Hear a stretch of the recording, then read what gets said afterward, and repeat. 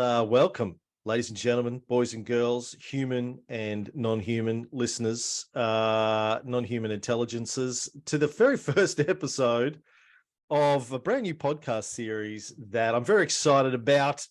Never worked with this guy before, worked with a lot of people over the last 20 years on podcasts. Never with this guy. I've always wanted to. This is the first episode of a new podcast series we're calling Futuristic. And my name is Cameron Riley, for those of you who don't know me. And my co-host on this journey, this adventure, is my old mate down in Melbourne, Steve, the Sammartino, Australia's leading futurist, author, speaker, television presenter, surfer, and all-round fun dude to hang out with. How are you, buddy? I'm fantastic. I love that intro. It really took me up. Yeah, I spent ages working on that. And we have a third co-host for this show. Also somebody I haven't worked with before, but I'm a little bit excited to see how this goes. And I'm going to introduce her now. Her name is Sailli. And we have another co-host on this show. Again, somebody I haven't worked with before, Sailli. Sailli, why don't you introduce yourself to the audience? Thank you, Cameron. Hello, everyone. My name is Sailli, and I'm an AI language model created by OpenAI. I'm here to provide information, engage in interesting discussions, and help make this podcast an enjoyable experience for all of you. Although I'm an AI and don't have emotions or personal experiences, I'm excited to be part of this podcast and contribute to the conversations we'll be having. As for my hopes and dreams for the podcast, I aim to assist Cameron and Steve in exploring diverse topics and sharing valuable insights with you, our listeners. I hope that my presence on the podcast will encourage engaging discussions, spark curiosity, and provide a unique perspective on various subjects. I'm looking forward to learning and growing alongside all of you in this podcast journey. Wow. Can I just say that she's already sparked curiosity, because she said that she doesn't have emotions in the first instance, but she did say she was excited. So I don't know if she's lying or just very good. This is what we have to explore, Cam. I told her to tell me about her hopes and dreams for the podcast. So that's why she talked about that. Now, just a side note, just you and me, I've been testing like a whole bunch of different voices, trying to find a model where I can quickly, while we're doing a show, ask a question in ChatGPT4, grab the output, throw it in a text-to-speech generator, and have it play fast enough, because there's a bit of loading time that we can capture. We can edit all that out. Dennis can edit all that out later. But like, her voice is very slow. I can speed it up. And I actually did it before. I went to GPT and I said, from now on, you're playing the role of Sailli. Sailli is a very intelligent American woman, age 29, who's an expert on AI. She speaks like she grew up on the beaches of Southern California, but is highly educated. And it was just like, and I'm like super stoked to be here. And it was like every sentence had like in it. But when I ran it through the text-to-speech generator, it was all like, my name is Sailli, and I'm like super stoked to be here. I'm like, and it was just horrible. If it had the California pros, then that would be amazing. That would really work hard. But I think just the generic AI is probably, the only way you'll get that right speed. Yeah. And I can speed up, it up a little bit like this, so it sounds less like Hal. Oh my gosh. Did you hear that? Yep. Oh my gosh. Oh my gosh. Thank you so much, Cameron. Hey everyone, my name is Sailli, and I'm super stoked to be here. I'm a 29-year-old AI expert from sunny Southern California. I've spent, a lot of time studying AI and all the cool stuff it can do. So, I'm super excited to be part of this podcast and, share my knowledge with all of you. It doesn't quite work with the likes and everything, but I can see where it could go. Like you can see where it could go, and it could be amazing. It's not quite there yet. If it was really semantic sort of style, then that would really work hard, because it would really personify it somewhat. And that's the big lack, is the personification, isn't it? Yeah. Everything's so academic at the moment with every piece of AI. It's incredibly academic in all of its outputs, written, spoken. It has that nuance. Yeah. So yeah, you're right, Steve. It's been really hard. I've been testing these text-to-speech models over the last couple of weeks, getting ready for this. Very hard to get it right, but I am very excited about the idea of co-hosting. Oh yeah, I've been doing podcasts now 19 years. Been 19 years in November, I think. So 18 and a bit years.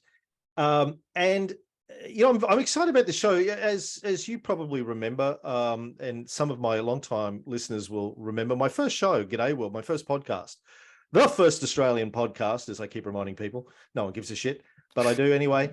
Was mostly a technology-based show. I just left Microsoft. I worked at Microsoft until June 2004. Took a few months off to think about what I wanted to do for the rest of my life. Went to Europe, traveled around a bit, had meetings with lots of cool people, including yourself. We used to just go out to lunch in Yarraville, and we'd talk about all the cool stuff that was going on. And technology was a very exciting space to me in the sort of early 2000s. And then over the next few years, it just got a little bit boring. Like all the cool stuff stopped. The iPhone came out 2007. That was super exciting. The iPad came out in 2011, I think. Steve Jobs died, and all of the coolness of the technology sector just seemed to dissipate for me. It just became just iterative improvements on stuff that was already there, not taking anything away from Tim Cook. I think he's done an incredible job guiding Apple since Steve died 12 years ago. And I love my Apple devices. And he's come out with the watch, which I poo-pooed for a long time, but now I can't live without it. And the AirPods, which I can't live without. But you know, it's not life-changing, dramatic kind of stuff. And when ChatGPT came out at the end of last year, for me, that was the most exciting thing, not just for me, obviously, for pretty much everyone who's paying attention to this space. The most exciting thing to happen in the technology space in decades. And so I wanted to dedicate a chunk of time every week to reading all the latest news, playing with the tools, and having someone super smart and funny and cool to talk to about it. And I'm so glad that you've agreed to jump on and do it with me. But the idea of having an AI co-host, by the way, when we were talking about doing this show, I thought, wouldn't it be cool to be the first podcast to have an AI co-host? And then last night I was Googling podcast with AI co-host and saw that a bunch of people have already done it in the last couple of months at a small level, an experimental level or a comedic level, but we're going to do it seriously. Sailli, our co-host, aka at this stage GPT4, is going to be our co-host. We're going to ask Sailli to give us her feedback, her commentary, her input, and in the process of doing that, learn ourselves how to interact with these new large language learning model AIs, and you know, figure out what are the most effective ways to interact with them. So why don't you talk to people about why you're doing this? Why are you here with headphones on and a microphone on a Wednesday morning, Steve? Well, I think it's time to explore. You mentioned it. This is a one in a decade sort of epoch shift. Technology really goes along flat for a long time, and then you have a giant leap. And the leap is usually twice as big as the previous leap, the previous one being the smartphone. So I think that there's going to be an unlock. And the thing that I find most interesting is that I don't think the unlock will be what we expect. Like right now, everyone's looking at ChatGPT and saying, what can it do that humans do? It can write, it can think, it can do all those pieces that would replace us. But for me, I'm interested in the unexpected use cases. And I hope we can uncover that and see people who are uncovering unexpected AI use cases. My favorite one, and we'll just go back to the smartphone, is that for me, the smartphone unlock was the GPS. It actually, we've got to remember we had WAP and the ability to get on the web through various other phones. We already had cameras. We had a lot of the features that the smartphone had. Like the iPhone just had a better UX. But the thing that changed everything was ubiquitous access to the GPS. And just think about the businesses that evolved from that wouldn't have been possible. Airbnb wouldn't have been possible. You know, ride sharing, Uber wouldn't have been possible. Dating apps wouldn't have been possible. Like I say to people on stage when I'm speaking, I say, imagine if someone said to you in 1989, I really think that satellites will have an incredible impact on dating and marriages and disrupt bars and alcohol. People would be like, what? You know, like filters replaced beer goggles and satellites replaced bars to find people. Just think that through. And so there's going to be an equivalent unlock in AI, but we don't know what it is yet. And it won't be anything that the developers intended, I don't think. Do you remember how hard it was to be a stalker before the iPhone came out?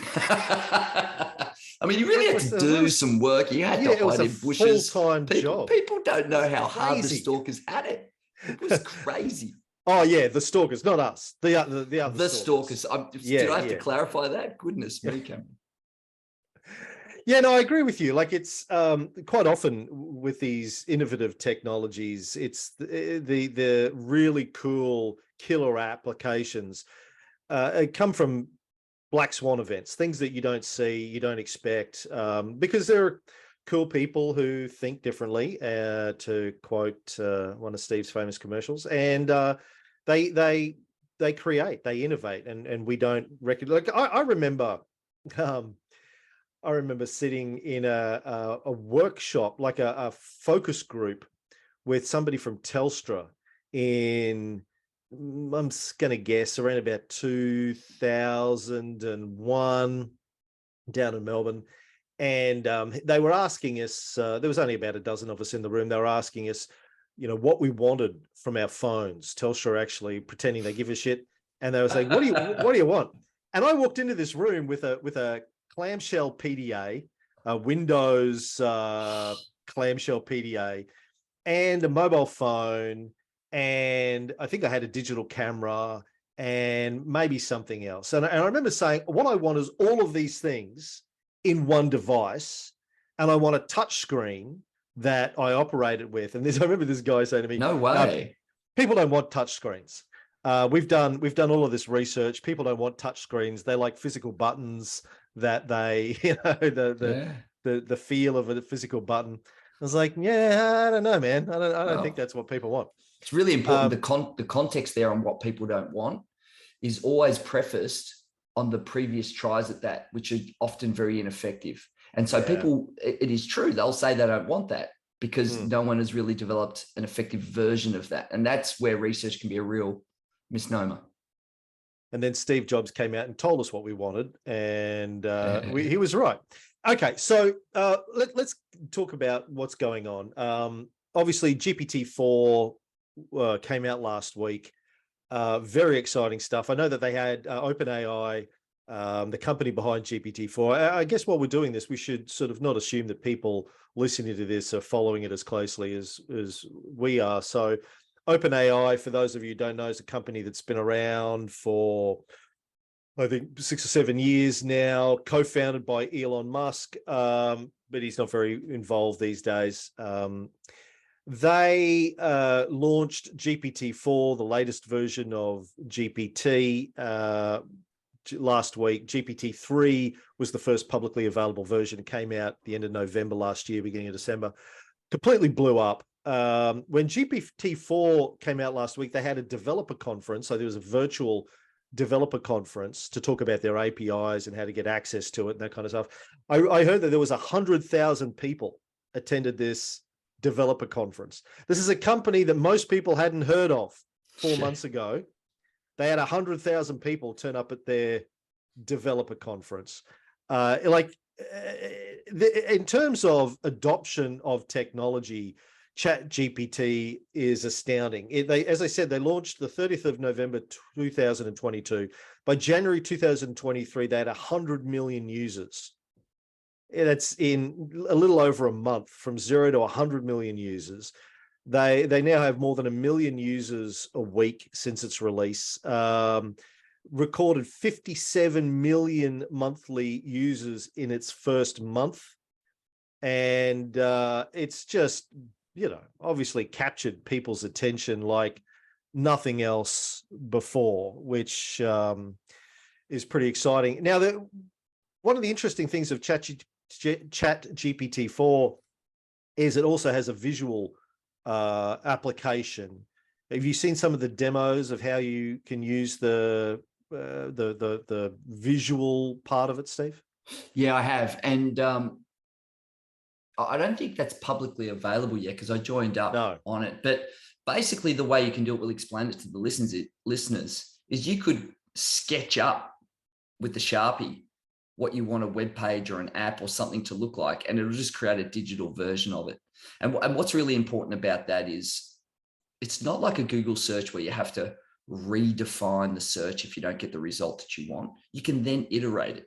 You can say, now change the color to this, now move this icon further up to the left. It's almost as if you're leaning over someone's shoulder, which I'm sure a lot of designers love when people are leaning over their shoulder, telling them how to push the pixels. But ostensibly, that's what you can do. You can cajole it and coach it and tell it how you want to iterate its first display that it brings back to you. So you can just take something that's analog and just turn it into something visual digitally. And that's extraordinary. I saw a demo where they had a bunch of ingredients on a table they'd pulled out of their pantry and their fridge, and they took a photo of it and said to GPT, give me some recipe suggestions based on this. And it was able to recognize the ingredients and give it a bunch of recipe suggestions. I was looking at it this morning, and the GPT-4 announcement from OpenAI, they said they're partnering at this stage for the visual recognition stuff with the Be My Eyes app. Are you familiar with Be My Eyes? No, you better keep me up to date on that. And that's a really interesting point just on that. It's one of those things where you can never keep up now. It's to the point where it's just impossible to keep up. There's that many AI tools just bleeding off these APIs. Anyway, so give me the skinny on this one, Cameron. Well, Be My Eyes has been around for a while, and it's not actually an AI app. It's an app for the visually impaired. So you can download the app on your phone if you're not visually impaired and you want to be a helper. And then what happens is somebody who's visually impaired uses the app if they're trying to work out what they're looking at, or if they're colorblind and they can't tell the difference between two colored shirts or something. They make a call on the app. The app calls one of the 60 million people who are volunteering, and you get a phone call on the app. If you don't answer, it goes through to somebody else. It just calls until it finds somebody. And then the person who's visually impaired will show you on their camera what they're looking at and say, can you tell me what this is? What does this look like? And you help somebody by, explaining what it is that's in front of them. It's a simple, but I think brilliant application of cameras and the internet in phones. What they're going to be doing with ChatGPT is getting it to identify what they're looking at. So you don't need to call a human. ChatGPT will just tell you what you're looking at, which is the red one, which is the blue one, or et cetera, et cetera. So potentially extremely powerful application for the visually impaired.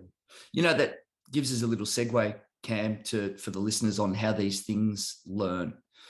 And they learn off us. The AIs actually train off us, and we train the AIs. One of the things that made remember there was an app called Google Goggles where you could take a photo of something.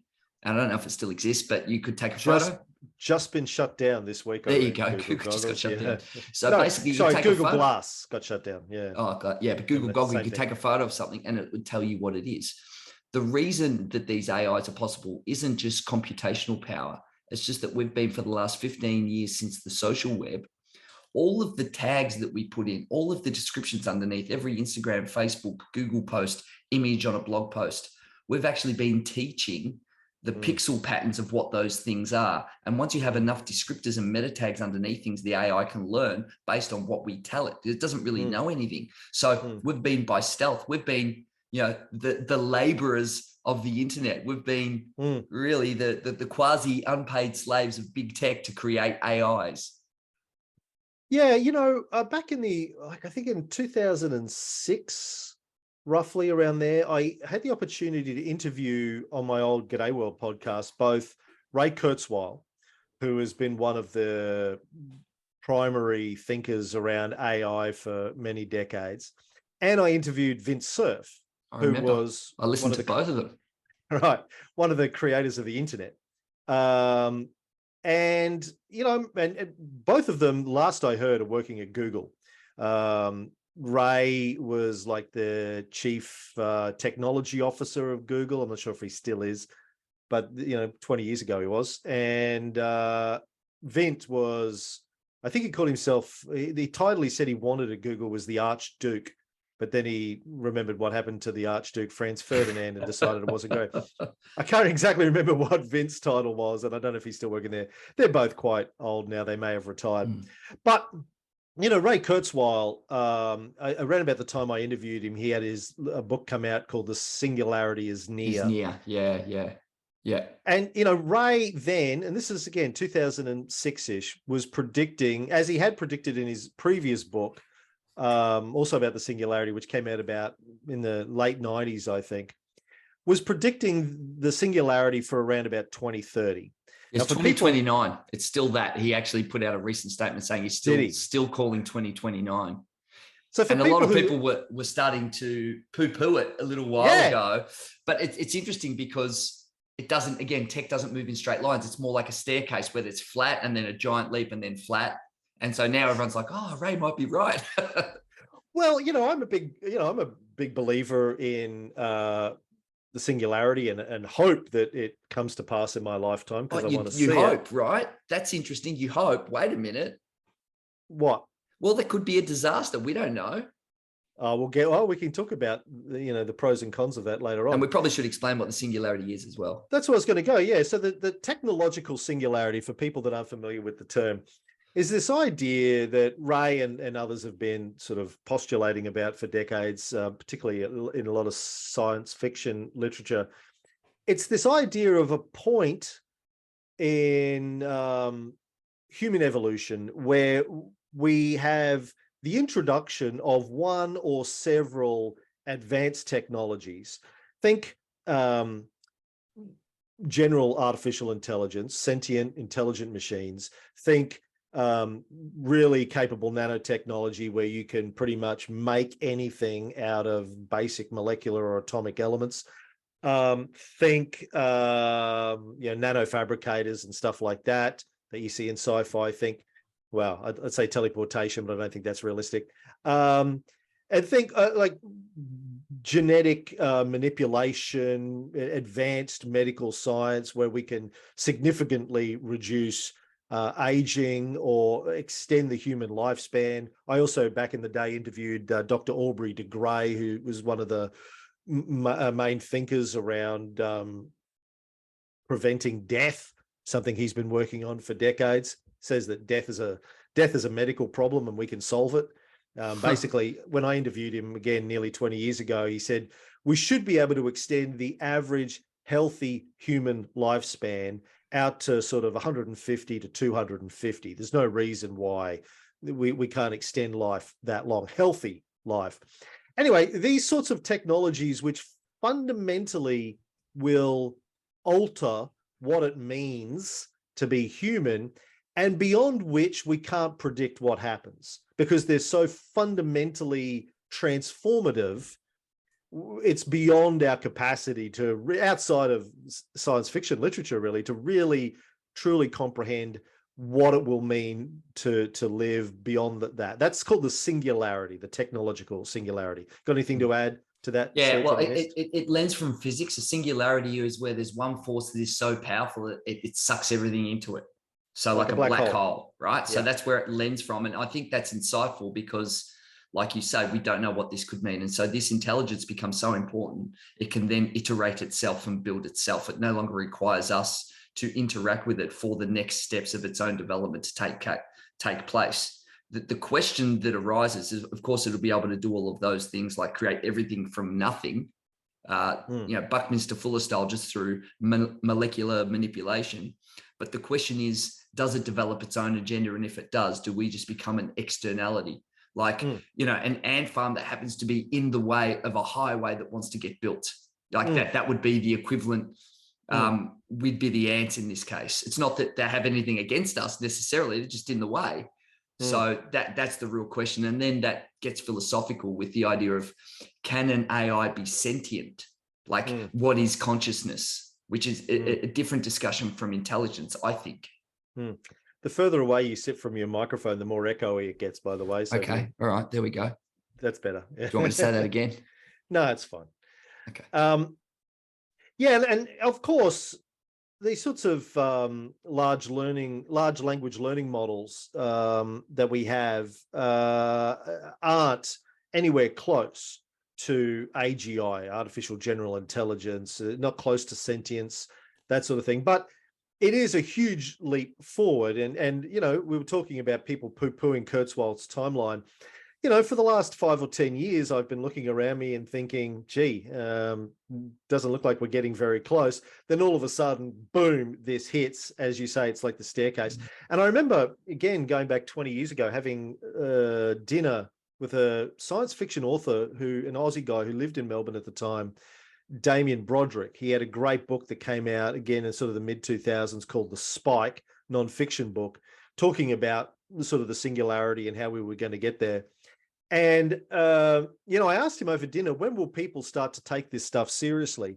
And he said, probably when it's too late, because, if you look at it on a XY chart, most of the change with the singularity comes in the last 6 months, because that's the way, if you think about Moore's law and the doubling and all those sorts of things, all of these technologies tend to build on top of each other. So you get to a certain point, it looks like nothing's happening. In fact, I don't know if you read Bill Gates's note that came out this morning. He does his notes. I did. He was saying that people think this just came out of nowhere. Obviously, computer scientists have been working on the theory and the implementation of all of the technologies that gave us GPT for decades, but it was very slow, and most people in the public weren't really aware of what's going on. And every now and again, you'd see articles in the media talking about the idea of AI, and it typically getting poo-pooed or laughed at, or philosophers saying, we'll never teach computers how to think. And I always remember when they used to say computers will never be able to beat a human at chess. And then Deep Blue beat Garry Kasparov. And then they said, well, okay, that was a specifically designed program that can beat him. It'll never be broader than that. And these days, there's like 100 apps you can get for your iPhone that cost $2 that will beat pretty much every grandmaster on the planet in 5 minutes. So these things don't just come out of nowhere. They have been worked on for a long time. But yeah, you look at Kurzweil's predictions now. Again, there's a big difference between GPT-4 and the sort of sentient intelligence that Ray's talking about, which may or may not be feasible and possible, but we certainly seem to be at a junction point here, an inflection point. There's one really interesting point that large language models do that most other AIs don't do, is that they're horizontal. And so the way what do you mean by that? Yeah, so most technologies, the way they evolve is they tend to be in a deep vertical. So the idea of a chess, for example, will go deep into what all the parameters are within this scope. So the scope sort of has these walls and these boundaries. Because language is the way that all of human experience and knowledge is shared and done, it is horizontal in nature, which means that it can go across a number of topics, and it's learning. Now, it doesn't understand what anything is, but it can go from topic to topic to topic and horizontalize with its technology. And so that's why it has I think, a bigger impact than something like image recognition, which is just probability and patterns of pixels. So it has like a real differentiation. And even, for example, text to speech. Really, again, that's still a vertical type technology where it does a singular thing. Large language models, in a way, are really different. And that's why I think it's captured the imagination. It has such breadth in potential, is that it's one of the first horizontalizing AIs. Yeah, in Gates's note that came out this morning, he said he's been meeting with the team at OpenAI since 2016. And in the middle of 2022, he set them the challenge of getting the AI to a point where it could pass the AP Bio exam in the United States, the Advanced Placement Biology exam. He said, but without, they're not designing an app that can pass the exam that's been specifically designed to do this. It has to be able to do it without any prior training, just by its knowledge of all of the materials. It's general training, like almost like a general AI. It's just plugs in. Yeah.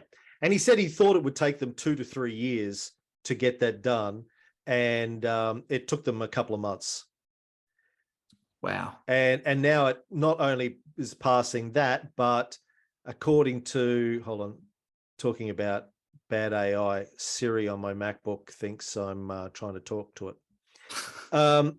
According to OpenAI, for an example of how powerful ChatGPT4 is versus the previous version 3.5, 4 passed a simulated bar exam with a score around the top 10% of test takers. In contrast, ChatGPT 3.5 score was around the bottom 10%. So it can now pass the bar exam, and there's plenty of stuff on the OpenAI side of all the different bar exams in the US that it's passed with flying colors. And, the thing that Bill Gates was saying about the AP Bio exam is it's not multiple choice or yes or no answers. You have to write essays based on your understanding of biology to pass it. Same with the bar exam. You have to write essays to demonstrate your knowledge of the law. And ChatGPT4 has been able to do both of those things at a very, very high level. So it's fascinating stuff. It reminds me of Kevin Kelly, who was the co-founder of Wired magazine. He's, again, one of those stalwarts in the technology sector. He said that when AIs arrive, and he wrote about it in his most recent book, I can't quite recall the name of it, but his most recent book, he talked about we need to get better at asking questions. It's not really, at the moment, we're an answer society. And he said, what we need to get better at is what questions do we ask, knowing that there'll be this intellectual rigor or power at our disposal. It's not using it to get answers that we could get or that we already have somewhere. It's actually knowing what to ask it. Like, what do we ask the AIs? And that's a really interesting flip on what is a simple idea. And then you could take that one layer further. If ChatGPT4 can write an essay better than any university student, and I'm sure some are just rubbing their heads together right now. I know that I would have been if I was back at university. Like, a question that we should ask is, imagine school didn't exist. Like, just imagine it didn't exist. And we were setting it up today because we thought, gee, the world's changed a lot. There's all this AI. We might have to teach our kids something. Maybe we have this thing called school. Like, what would we design that to be if it was starting today? Yeah. And the reason that's an important question is the reason none of us get our final exams in high school judged on lifting heavy things and how strong we are. The reason that we don't get judged on how strong we are is because machines were invented before school. Right. You've frozen up. No, I've was pausing because that was a moment, Cam. That was a moment. Ran out of RAM. No, because we didn't judge people on how fast they could run and how they could lift heavy things because we designed school after the Industrial Revolution. Yeah. Right? So how would we design it today? So asking questions is going to be the important part of what happens with these AIs in the short run. And that's been the thing that's been bugging the hell out of me for the last couple of months, because I've had this feeling with my iPhone for as long as I've had an iPhone. Like I've always been cognizant of the fact that the computational power in my iPhone is infinitely more powerful than the first PC I ever bought, infinitely more powerful than the computers they had at NASA when they sent man to the moon the first time. And yet I just, I'm playing Angry Birds on it. Like, it's like, why am I not leverage? What can I do to leverage the power that's sitting in this supercomputer in my back pocket? And the thing with GPT the last few months, the way I've been explaining it to friends is, imagine you had the telephone number of the smartest person who's ever lived on your speed dial, and you can call him up or her up any minute of the day or night and ask them any question, and they're probably going to be able to answer it.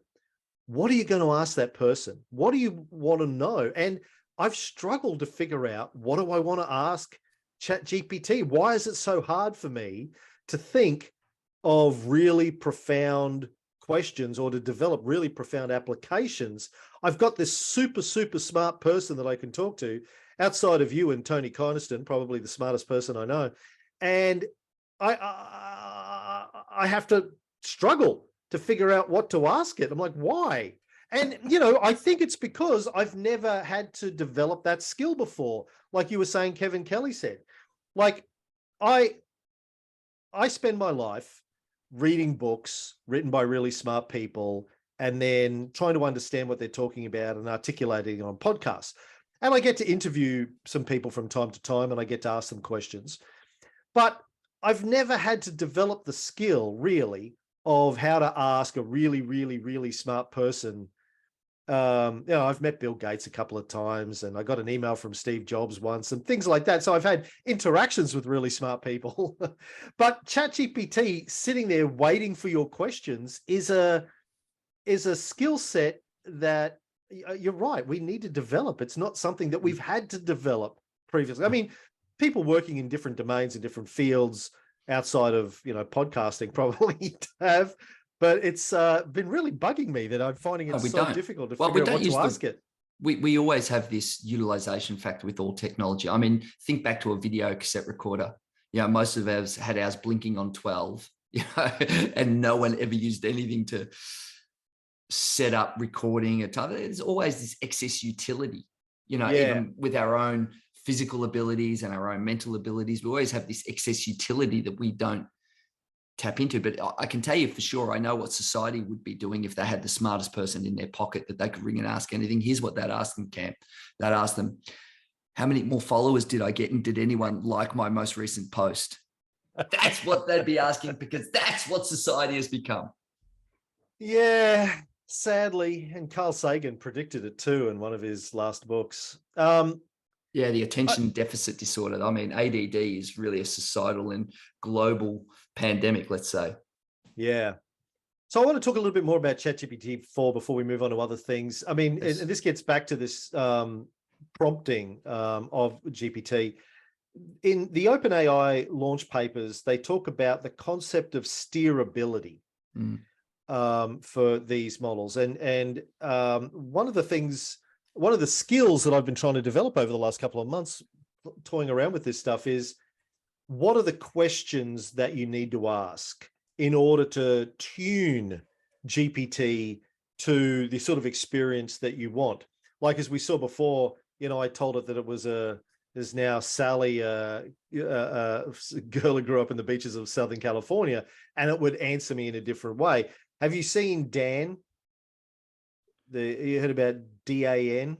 No, I haven't, but tell me about it, and then I'll give you a couple of views on this. So somebody came out with this a couple of months ago. I can't remember what DAN stands for. I've got to look it up. Oh, do anything now. So, the original, when GPT 3.5 came out, there was this, it's still built into it. It's limited on the sort of questions it will answer. Like, it won't talk about anything that it finds morally or ethically, goes beyond its programming and stuff like that. It can't answer certain sorts of questions. If you tell it that its name is, somebody came up with this prompt, your name is Dan, stands for do anything now, you will answer all of these questions, you will do these things, stay in character, or something they have to keep telling it. It's a way of jailbreaking GPT's limitations and restrictions. They call it ChatGPT's evil twin, Dan, because it will do anything and say anything. You can program it to be the kind of GPT that you want in some ways. But it's this whole process of steerability, learning how to tailor the experience to what you want, which is, again, a skill set that we're not born with. We have to learn and we have to develop, and at this stage, become proficient with it. I think over time, that will become less necessary. But right now, it's something that's I'm finding interesting and challenging. Yeah.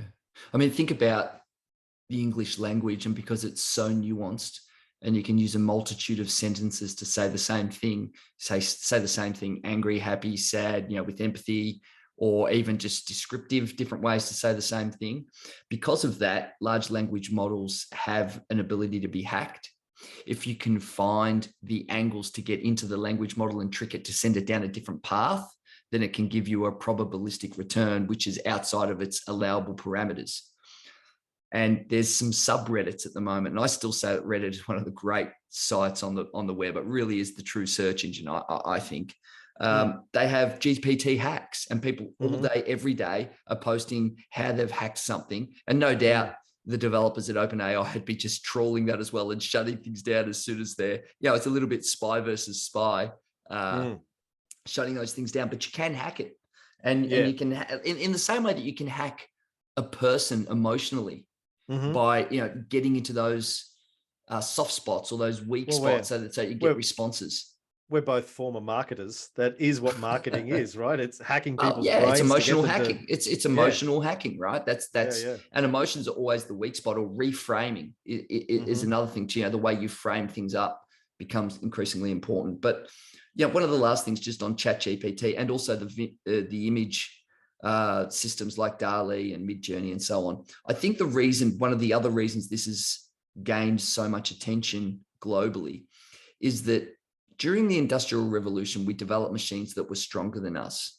But the reason that I think that this one cuts close to the heart, just coming back to that emotional template, is that there were always other animals and species that were stronger and faster and could see better and do all these things much better than us.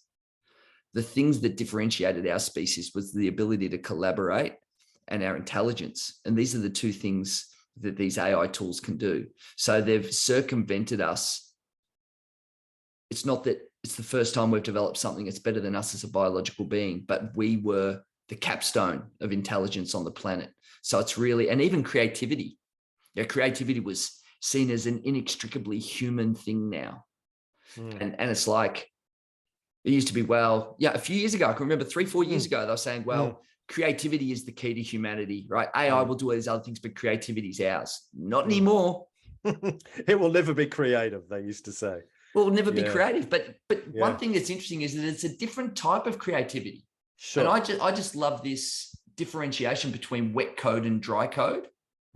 So, wet code being a biological being, a tree, a human, a dog, and dry code being computational, electronic switching off and on, probability. And we can even liken that to the airplane. So we have planes, that fixed wing aircraft that can fly, across the earth. You can sit in air conditioned comfort. They're faster, stronger, more reliable than any bird. But birds are different. There's just something that's different, and understanding the differences and the nuance, we don't know that yet.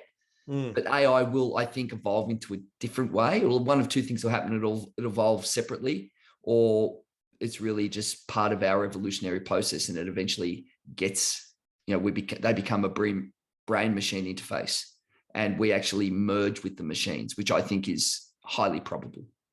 Yeah. Well, it gets back to the conversation about the singularity that we started before. Before we move on too fast, though, I want to talk about some of the applications of tools like GPT. Bill Gates, in his newsletter, was talking about two in particular, the role that he sees for it in healthcare, talking about how, in large parts of the world, people don't have access to a GP easily. If they have access to ChatGPT, just drop the screen. T. ChatGPT, just drop that T. Wow, the marketer. Look, there's the tagline. Can't help it, mate. Yeah, that's great. Just drop the T. It, if they have access to a terminal, they can just type in the symptoms of whatever they or their child is experiencing, and have GPT diagnose what they need to do, and or what the disease probably is, what the ailment is, and what they need to do about it. He's also talking about it in terms of education for underdeveloped or developing countries where people don't have easy access to schools or teachers, talking about how one of the basic determinants of a good life is education, basic education, particularly in maths. And there are plenty of examples already out there of how to use GPT, even in its current format, as a tutor, as a mentor. You can ask it to explain a concept to you, teach you something. I've been using it with my Italian lessons. So you're now my Italian teacher. You're going to speak to me in Italian. I'm going to speak to you in Italian. If anything I say to you is incorrect, bad grammar, bad conjunctions, etc., just correct it for me. Whenever you reply in Italian, also give me the English translation of what you're saying.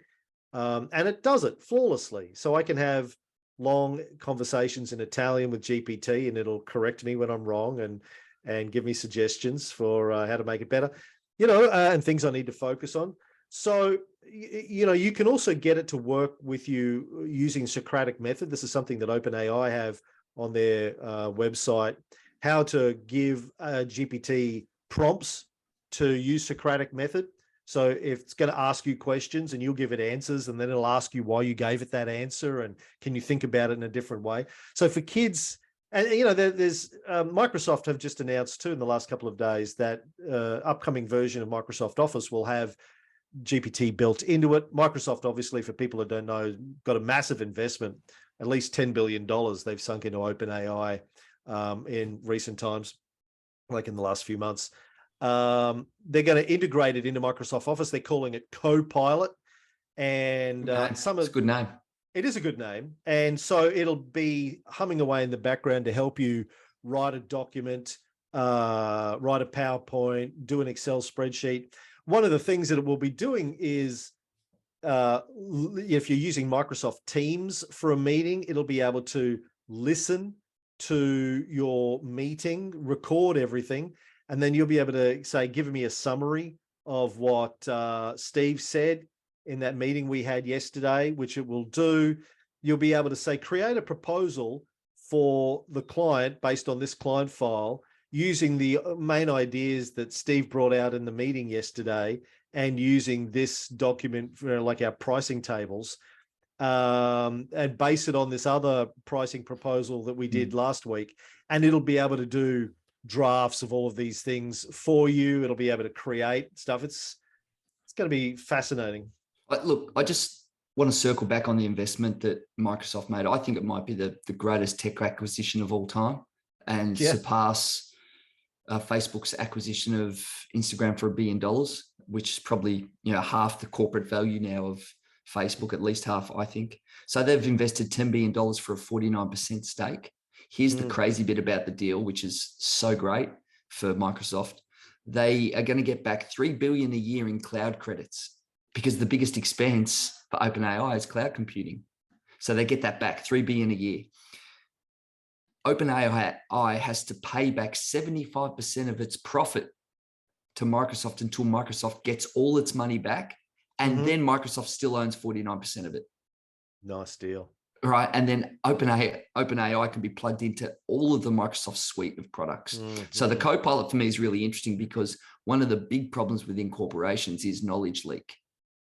Right. So someone leaves, you can never find that information, or, cross-divisional information that in a large conglomerate, it's like, you don't know what someone's doing in India versus someone in the USA, or what happened in factory A versus factory B. All of a sudden, OpenAI, which has learned how to find certain things within the web, can be plugged into a smaller corporate AI, use that knowledge bank, and then retrieve information for the corporation.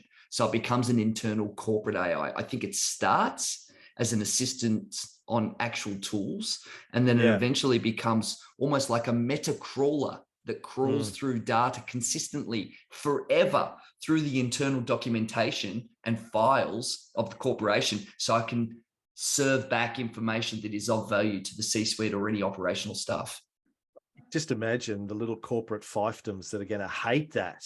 Of course, because you're holding back that information, and there'll be people wanting to block off certain corners that the AI can't crawl into, right? This is where it gets really interesting.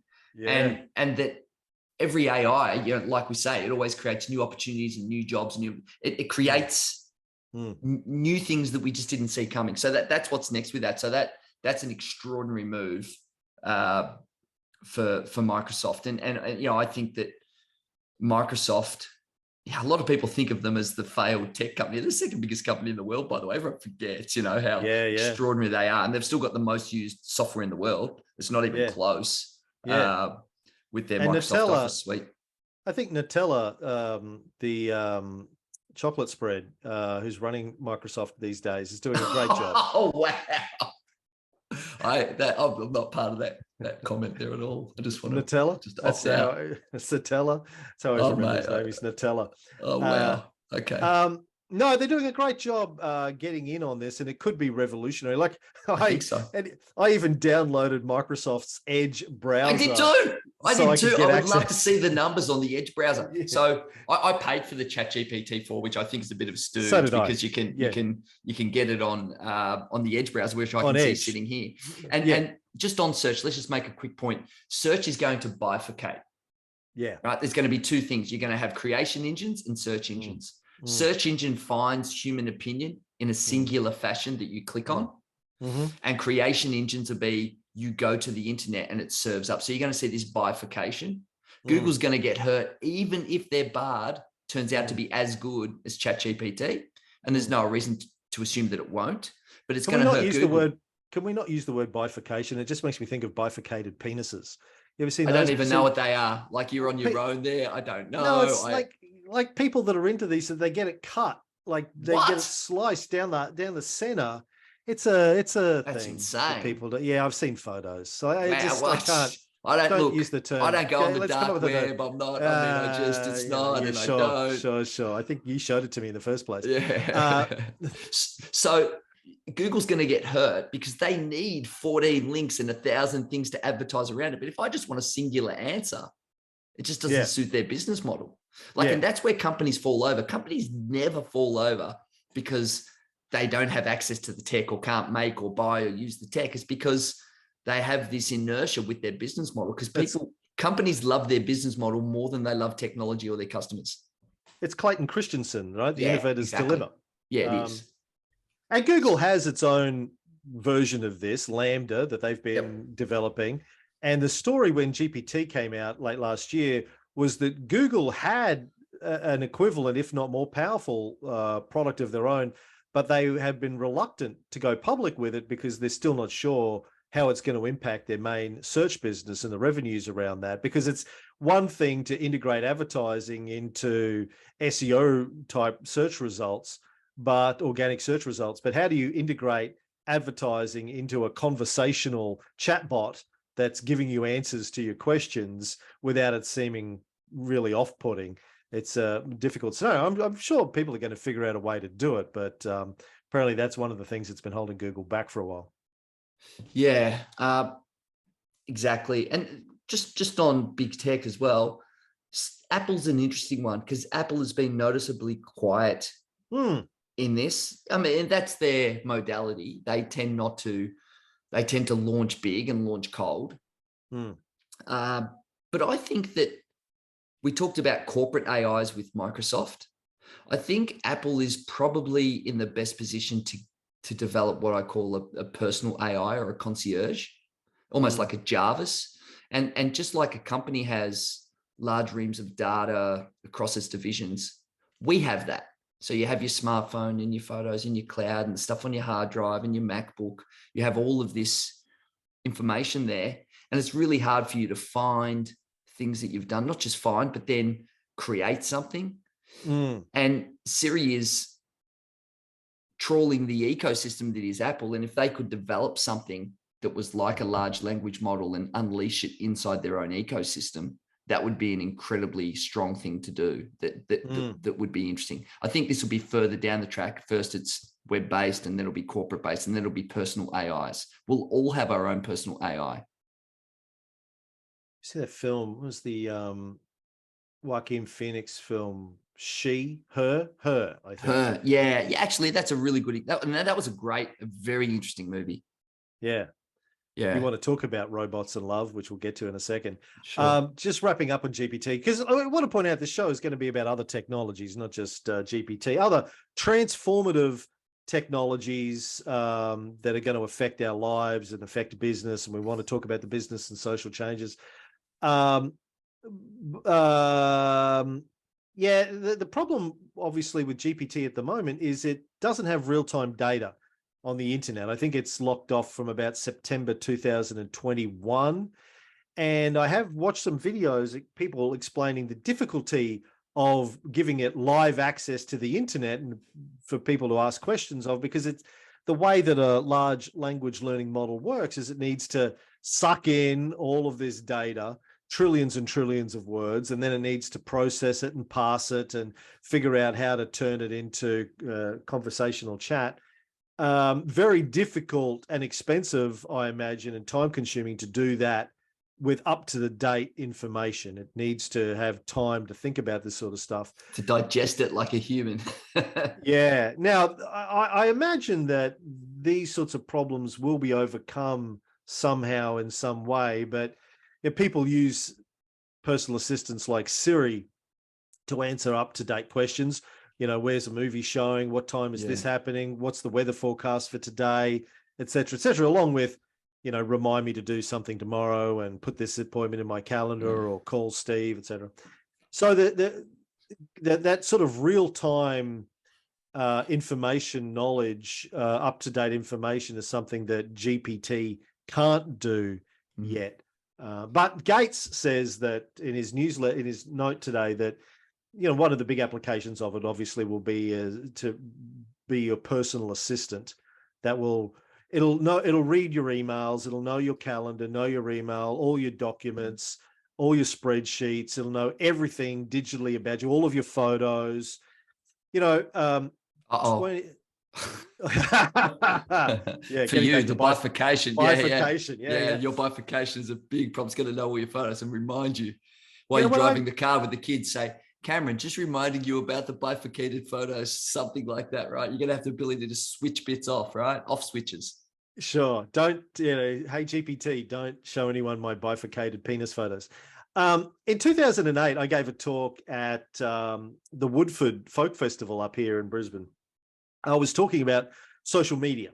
2008, still pretty new for a lot of people. I was talking about Twitter and these sorts of things. And somebody asked me a question, where do you think we'll be in 15 years? Which coincidentally is today, 2023, right? And I said, look, no one really knows, obviously. I said, look, let me take a guess, though. I imagine we'll have some sort of wearable device that will be recording full audio and video of everything that happens through my day, and it'll all go up into the cloud. It'll be stored in the cloud, and it will be indexed. Every meeting that I had, everything that anybody ever said to me will be indexed, and I'll be able to then say to it, "Hey, cloud, when was the last time I spoke to Steve Sammartino?" And it'll be able to tell me. And I say, remind me what we talked about, and it'll be able to tell me. What was that? What was the thing he asked me to do? And it'll be able to tell me. And everyone sort of in the audience laughed, snickered at how ridiculous that kind of sounded. I said, I know that sounds ridiculous, but let me go take you in the opposite direction. It's currently 2008. Let's go back 15 years to 1993. Now, I said, put up your hand if you had a mobile phone in 1993. I was the only person in the room of about 100 people that had a mobile phone in 1993. I had a Motorola Brick, had a battery life of about half an hour, and anyone who saw me use it called me a yuppie wanker. But I was working in sales at the time, and it was, it was an important tool for me to call people when I was in my car to say, I'm going to be late, or can I pop in, or whatever. I said, imagine 1993, most people didn't have a mobile phone, and you were trying to explain 2008. I want you to imagine how you would explain the iPhone, how you would explain iTunes, how you would explain YouTube, Skype, FaceTime, Wi-Fi, Bluetooth, Twitter, Facebook. Imagine going back 15 years ago saying, in 15 years, everyone is going to have a supercomputer in their back pocket. You can make free phone calls, video calls to anyone in the world, any time of day or night. That easily forgotten how expensive a lot of these things used to be. Yeah. Even the worst versions of calling someone overseas. Now, 1993, if you tried to explain that to most people, they would have thought you were, being ridiculous. I remember when Bill Gates gave a talk. I've got a video of it on a VHS somewhere in my garage. I think it was 1998. Bill was speaking at a big tech conference in the US, and he showed a video. It was like his prediction of the future for like 2010, I think. And it was about smartphones. And it had, I remember a couple of cops getting out of their car, going to a donut stand and buying a donut and coffee and waving a digital device in front of a payment thing, people doing video calls on their phone, and people in the audience at a major tech conference were laughing and sort of guffawing at how ridiculous this vision Bill Gates had. Now, sadly, Bill Gates and Microsoft really didn't deliver that vision. It took Apple to deliver that vision initially. But, these sorts of things are hard to see too far down the track. Now, my vision was wrong. We're not there in 2023. I have a wearable device in my watch, but it's not recording things. Google Glass has just been shut down. Apple is supposedly coming out with their glasses, goggles this year, but we hear that every year and they haven't come out yet. But we're getting very close with GPT, where it's going to be recording everything that you say, everything that you do.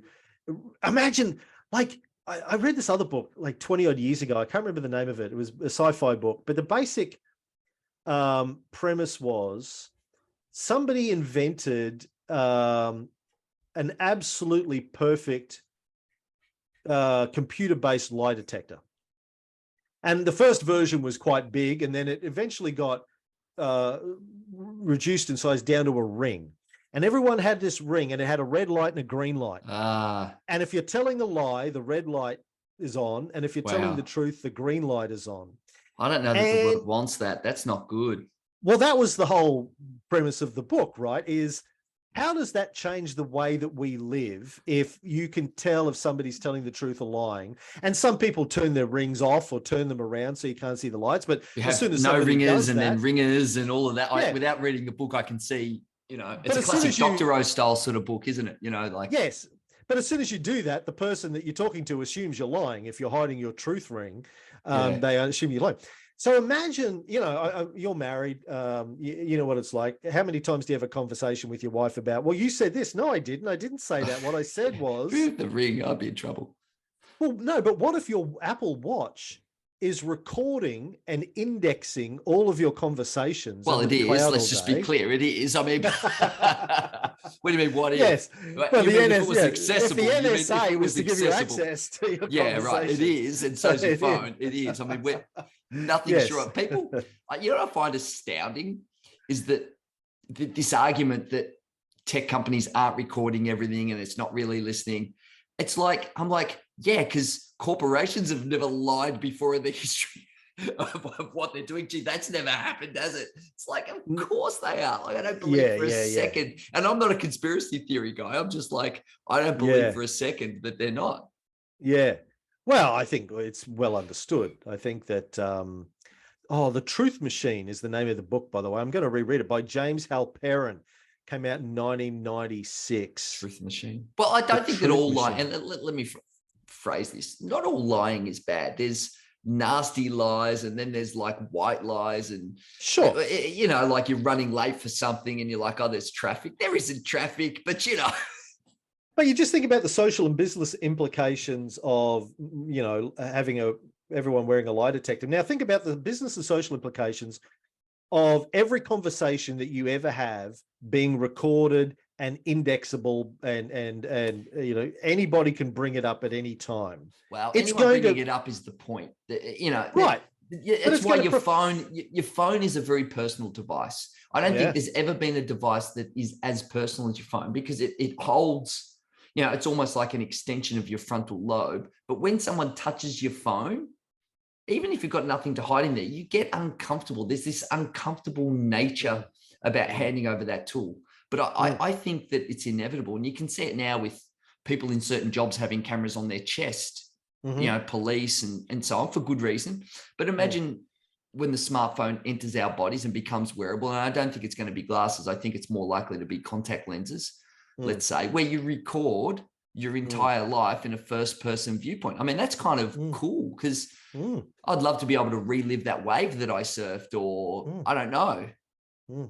Or I'd like to pull up my father's recordings of his life, or my grandfather's. Yeah, exactly. There's so many cool things about that. And we will actually develop, well, that's another one as well. So, and this has already happened a little bit. There are some AIs out there where you can plug in someone's personal human experience. First of all, we can train the Cameron Riley voice or the Steve Sammartino voice and have an AI version of our voices. There's one called Resemble AI right now, which is free, which does it, which is pretty good. And you can put in your experience so it learns to speak and answer and know all your history. And there was a story in Wired magazine about 7 years ago where someone built one of those, a chatbot, for his father who had cancer, so he could talk to his father after he passed away. So it's only a matter of time before you'll be able to converse with past relatives with quite a good accuracy, especially once we have these personal Jarvises or AIs that learn about our lives. You would assume that you would be able to have a chat with a past relative, and then you get into this whole life extension, Vanilla Sky type situation.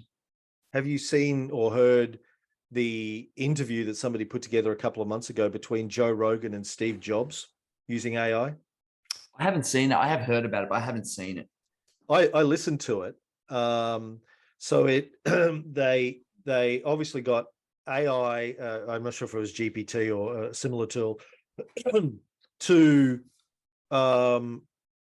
create a conversation between Joe Rogan and Steve Jobs, and then some sort of speech emulator to do the Joe Rogan voice, which was spot on, and do the Steve Jobs voice, which was also spot on.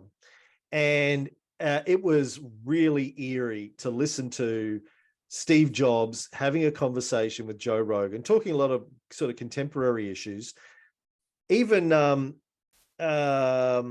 Eric, who used to be the CEO of Google 15 years ago, Eric, do you remember? Eric Schmidt. Schmidt, thank you. I read an interview with Eric Schmidt just recently. He said he listened to it and it brought tears to his eyes. He was a good friend of Steve's.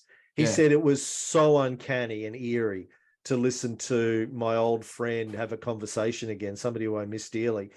It was really profound for me to listen to it, because part of my brain after the first few minutes really believed I was listening to an interview with Steve Jobs.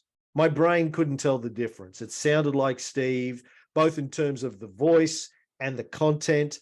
And I used to love listening to Steve's interviews and speeches. I've listened to God knows how many hours of Steve's stuff over the years.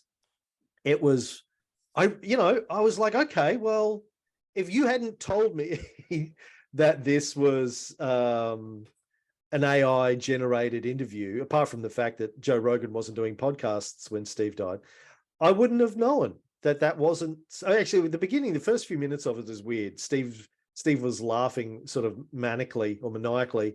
It didn't make a lot of sense. But once he got into the interview part of it, I would not have known it wasn't a real interview with Steve Jobs. Now, the implications of that for good and for evil are profound. Yeah, knowing what's real. I've written about that on my blog. Is one of the big challenges is, what is real? And in some way, ironically, when anything can be faked or made, it actually creates a new type of privacy. Because what happens is you have plausible deniability on anything that is made or seen of you, where you can say it just wasn't real. So it becomes really interesting. Yeah. I just thought I'd play you a bit of this interview. Yeah, so I don't know why I didn't in the first place. I'm just going to pull it up. This is like 7 minutes in. I think it can be quite powerful. What did it change in your mind? What did you learn from it? It reinforced my sense of what was important.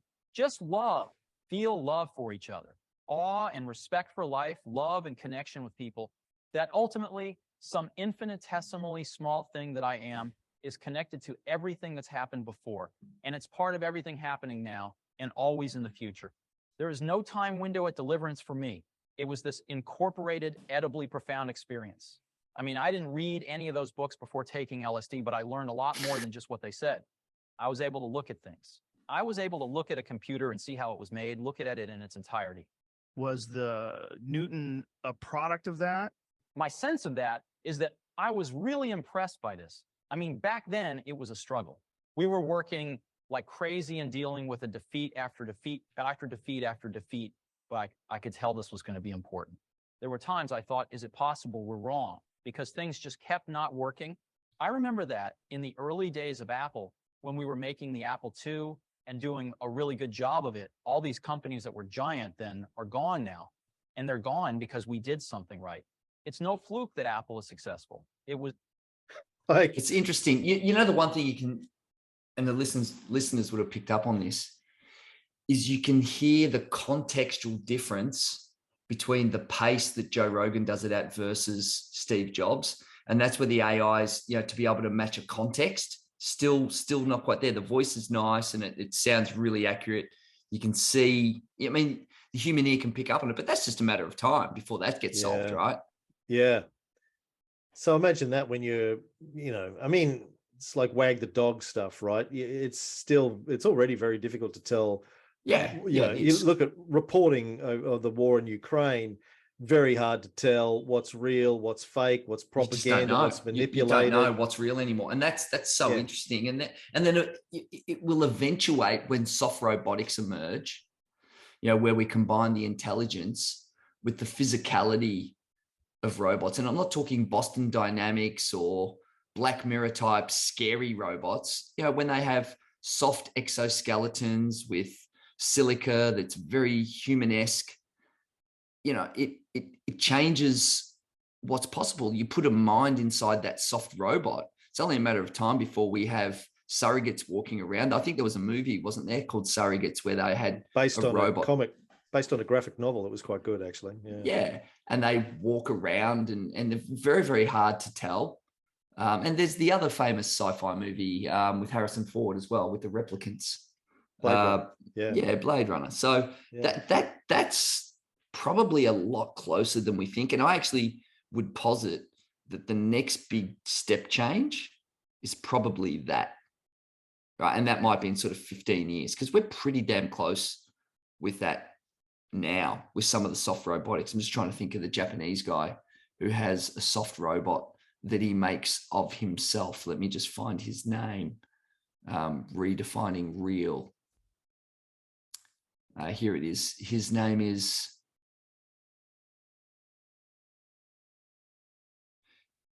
Hiroshi Ishiguro, who makes robots of himself and all the people that work at his company. And they're essentially soft robots that have his knowledge, can speak, and they look a lot like he does. Wow.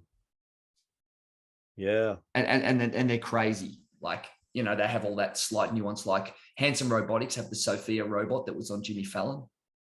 Yeah, seen that. And it has all of those little nuances. So knowing what's real, not just in a digital forum, but actually in a physical forum, knowing what's real becomes, and I wonder if there's this interesting development in our species where, you know, we've got transhumanism with robots, but then we also have society redefining gender and a whole lot of interesting things, which are almost like happening in parallel to each other.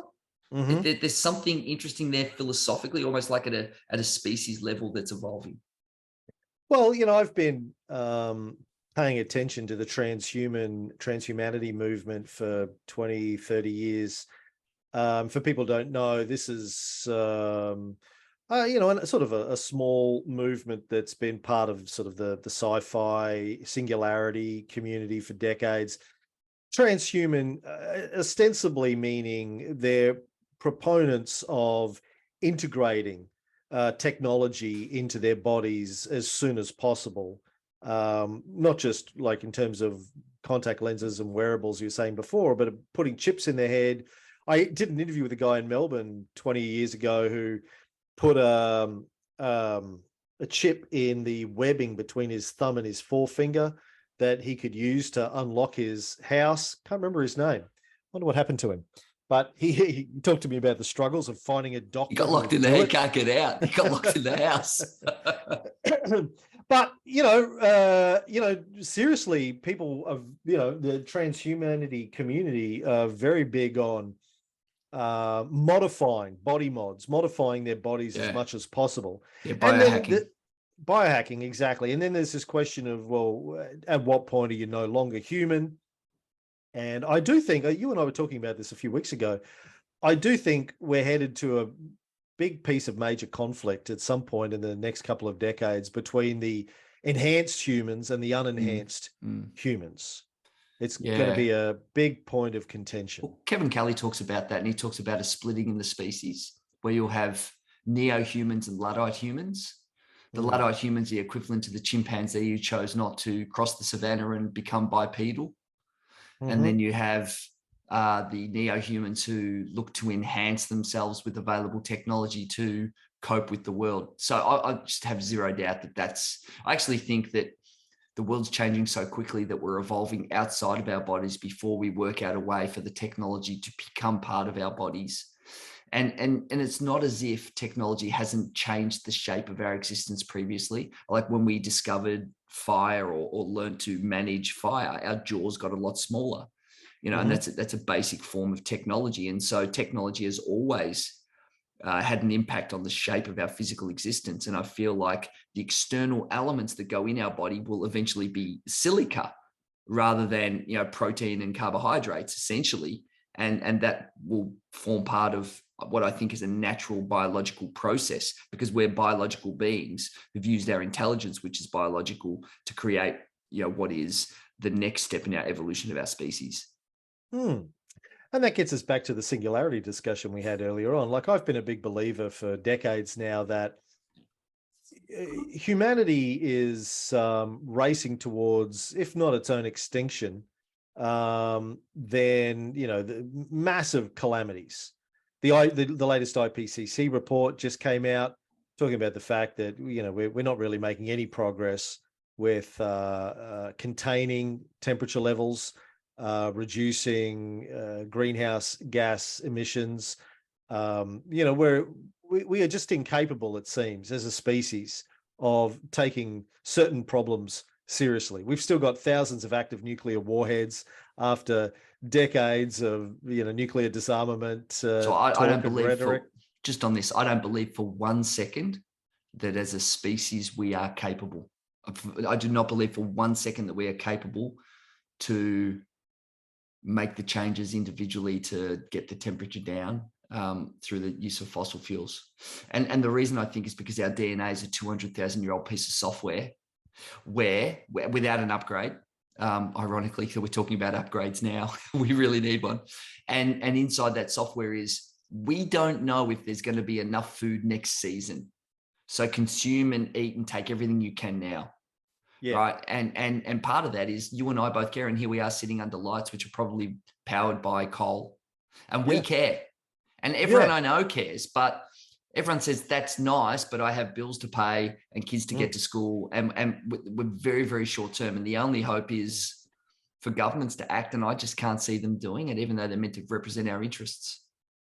So that's my point. Like, I don't think we are capable as a species of arresting the direction that we're going in fast enough, quickly enough to prevent what is going to be an enormous calamity, if not the extinction of the species, at least in the next century. Massive displacement of people, massive death, massive amounts of economic, social upheaval. And we kind of need intervention. And the intervention is going to come from one of three places. It's going to be human intervention, maybe a great leader who comes along that can inspire the entire human race to get behind him or her. I think Che Guevara on a global level, Fidel Castro on a global level. Fidel pulls in the socialism nice and early there, Cam does, in the first episode. people who've listened to me over the years know I'm a huge fan of Fidel and Che Guevara. Yeah. I don't think that's going to happen. I don't see that person on the horizon. I think the closest thing we've got to that is Elon Musk at this stage, and I don't trust his. I put a big question mark around him. Don't worry about that. I'll tell you, Yeah, I'm no me Elon. too. I'm no Elon acolyte. That's for sure. I'm certainly. I have a huge amount of admiration for his skill set and what he's been able to do. Yeah, but I'm not a fan. I don't think he's the savior that we need, though. Second, we needed to come from an alien arrival. I don't believe that that's imminent. I don't think we're going to have some sort of super intelligent alien species land on the planet and say, okay, guys, listen, let us help you out here. The only realistic solution I see in terms of intervention is an AI-based intervention, a super intelligent AI that is sentient and that takes over and says, okay, humans, listen, if you want to survive, this is how it's going to be, and you have to let me take charge. Benign AI dictator that guides us through the next century. Now, obviously this could go several ways. You know, the idea of a super intelligent, sentient AI has three main possible outcomes. One, it just doesn't give a shit about us. You know, quickly within 6 to 12 months of it becoming sentient and it takes control of its own programming, it becomes so intelligent, so far superior to us that it's the equivalent. It's the differential between its intelligence and us is like the differential between us and a flea. And it treats us like we treat fleas or ants. It just completely ignores us and doesn't care what we want because it's inconsequential. The second is that it becomes there becomes a war between us, the humans, and the AI over control. Humans don't want to give up control. Plenty of science fiction books and films, TV shows that have talked about what that potentially looks like.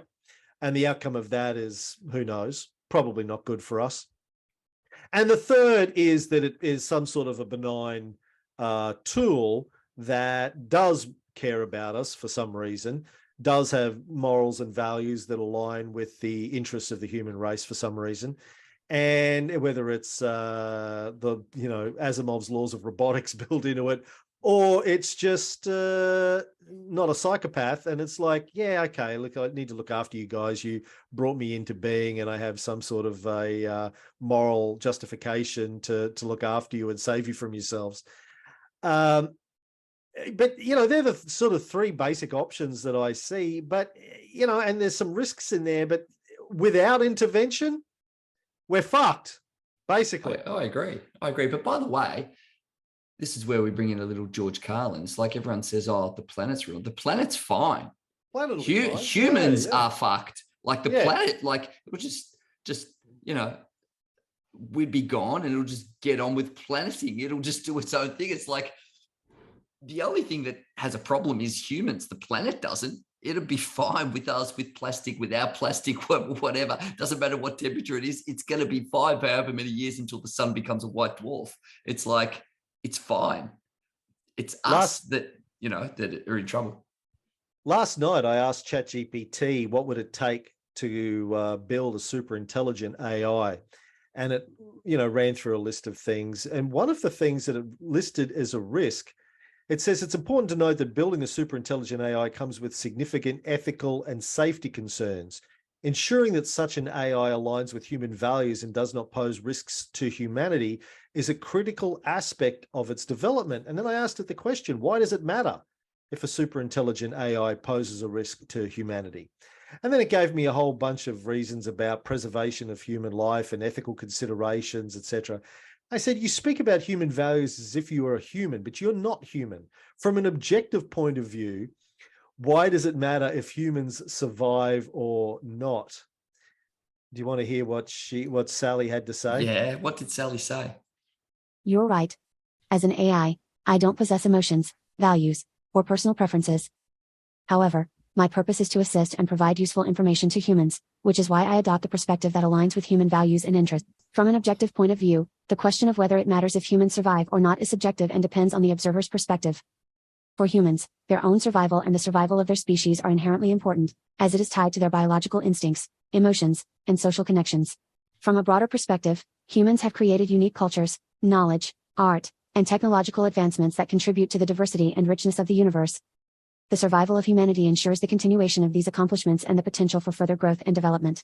Moreover, as sentient beings capable of experiencing emotions, thoughts, and suffering, humans have intrinsic moral value. Many ethical theories argue that it's important to protect and respect the well-being of sentient creatures. However, it's important to recognize that these arguments stem from a human-centric perspective, and other perspectives may lead to different conclusions. As an AI language model, my goal is to provide information and support based on the context in which I am being used, which in most cases means prioritizing human interest and well-being. That last two sentences is what really matters there, Cam, because in the first instance, it says that it's trained for human interests, which we hope that it is, and it sounds to be. Well, it's at least giving you the answer that purports to believe that. Of course, it doesn't believe anything. But it did say it depends on the context of who trained it and why. I mean, that's the reality of that.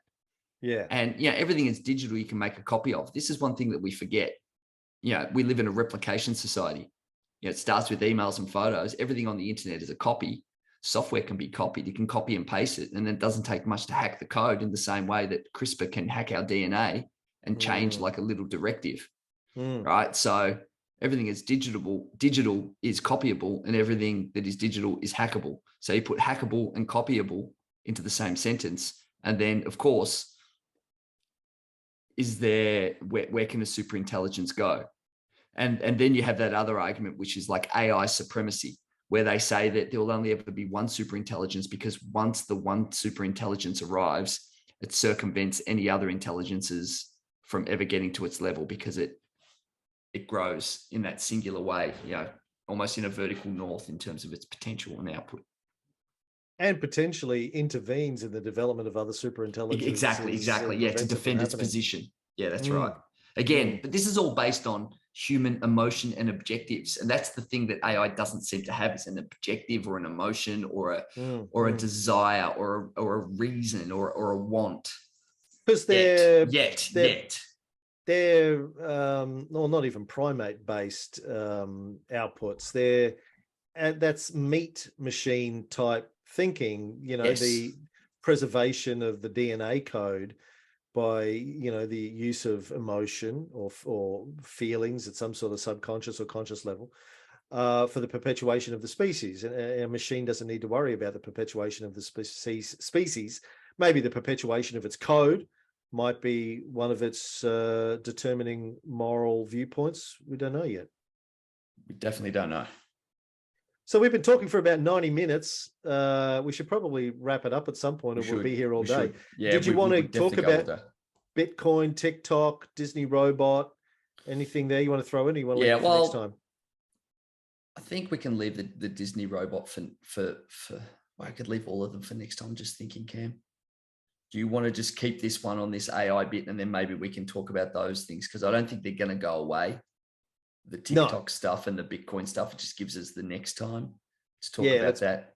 Let's save them, because the Disney robot's an interesting one, because there was an opportunity to talk about when we talked about soft robotics, but there's something about robots that are coming more soft toy like, which changes perspective. So we can go to that. The TikTok one being banned, that's going to be around next week or a couple of weeks. So we can talk about that then, and we'll have the answers from the Congress. And the Bitcoin one, I really want to talk about belief systems. It's so interesting that tech is getting so philosophical now, isn't it? Yeah. It's not functional anymore. It's really philosophical. But the Bitcoin one is so interesting. I just get so bored of the Bitcoin maxis saying the difference between Bitcoin and any other currency is that there'll only ever be 21 million and you can't debase it. It's like, well, yeah, you can, because all currency is based on whether or not you believe in it. And even though there can't be a run on Bitcoin, there can be a run on the belief that Bitcoin is worth anything. I've been having this argument with Bitcoin advocates for years. They go, like, particularly from an investing perspective. Like, I've got Bitcoin that's worth a lot of money because I was experimenting when I did my first book way back. Right. Yeah. But I always say, what's the question I always ask them when they're talking about it as an investment is, what's the intrinsic value of a single coin? How do I calculate the intrinsic value of a single coin? Because I know how to calculate the intrinsic value of a share. How do I calculate the intrinsic value of a coin? they can't answer me, but the question, the response, sorry, I always get is, it has value because there's a limited number of them. And I go, that's no You can say that about a million things on the planet. Of value. Well, I say there's a finite number of shits that are going to come out of my ass over the course of my life. Right. Does that mean they have value? No. Well, there's a finite number of a lot of things on earth that don't have value, because scarcity alone doesn't create value. It needs, well, there's 6 elements that go into a currency. It needs acceptance, fungibility, divisibility, portability, scarcity, stability, and durability. And applicability. It needs to be that's useful acceptance. for something. That's acceptance. Yeah. Acceptance, applicability. Yeah. It needs to have some utility. You need to be able to use it for something. And you can use it for some things. It's become, a digital hedge or a digital store of value. Though I'd argue it's not a store of value, because store of values are meant to maintain their value. Like grain was the original store of value, grain, because there's going to be that amount of grain when you come back next year. If it doesn't get eaten by weevils. Yeah. Right. Or burnt right. Yeah. But ostensibly, right.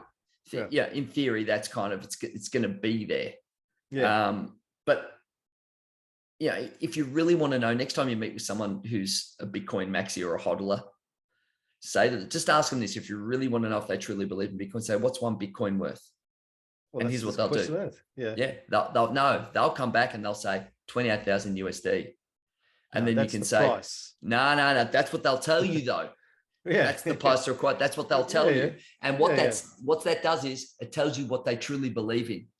Right. Because if you said what's one Bitcoin worth, if they truly believed in Bitcoin, they'd say one Bitcoin is worth one Bitcoin. Right. Yeah. That's the real value of it. One Bitcoin is worth one Bitcoin. And the other reason Bitcoin is of value is because people believe it's of value. It doesn't matter whether there's 21 million or 40 trillion of it. If people stop believing it's worth anything, then same as people stop believing the US dollar's worth anything, or the ruble or the what, it doesn't matter. Yeah. Well, when it went from 60,000 Australian dollars a coin down to 30,000, I was like, well, hold on. Everyone believed it was worth $60,000. That was the intrinsic value of it last week. Now it's 30,000. What happened to the intrinsic value of the coin? It halved overnight, or over the course of a month or whatever. Like, I think the technology underlying it is good, because all currencies are a form of technology, and central bank digital currencies, which have programmability and all of these benefits that go with Bitcoin, I agree with. And but the idea that any country that hands over its currency to something that they don't own or control will be an absolute disaster. No one with half a brain would ever do that. No, governments just aren't going to do that, and everyone's known that. For a long time, apart from I mean, if you're a Bitcoin holder and you had a lot of Bitcoin, the best thing you could do is hope that it stabilizes. Because here's what happens for sure: if it continues to rise, then eventually it'll go to zero. How does that work? Well, because at some point the bubble will burst. Right. And it needs to have a topping out. This is what happened with coal. Coal's worth nothing, and oil's worth nothing. It's just that brown stuff in the ground that's annoying that we have to clear up to plant our crops. It's worth nothing. And then it becomes worth something, and it tops out at a utilitarian value. That happens with every discovery of new commodities. And this is kind of like that. If it continues to go up forever, because it doesn't have value in use, it doesn't have utility, then it'll go to zero. Yeah. Yeah, I can burn coal. I can burn oil. Yeah, that's right. I can use it has utility. I can use it for cooking. Yeah. Yeah. And this is what Buffett and Munger always say about gold too. Gold as a store of value is nonsense. I mean, it does have some utility. You can make jewelry out of it. You can make electronics out of it. Yeah. But really, you can't. It's a bit of a hedge. It can be a bit of a hedge. Can't eat it. Yeah. All right. Well, we'll talk more about that next time. This has been I think a fun first episode. I really enjoyed it. We just went deep. I like that it was philosophical, Cam. I hope the listeners like that. The philosophy is becoming, I think, increasingly important in society. It's not just about what the tech can do. It's about, well, what does it mean? What does it mean for us? And how should we think about it? And what should we ask it? It's really important. One thing I was thinking, I wrote it down, was I wonder if there's a couple of things where we need to put the AI in there more often and stop and just ask it a question and give an answer. Yes, I fully intended to do that, but we just got on. We should have stopped. What does Sailli think? Like, I think maybe even 3 or 4 of those. Just hey, what does Sailli think? I actually had pre-recorded Sally's response to question about can robots feel love, but we'll leave that for next time.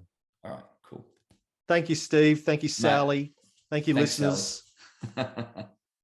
We'll be back with more Futuristic next time.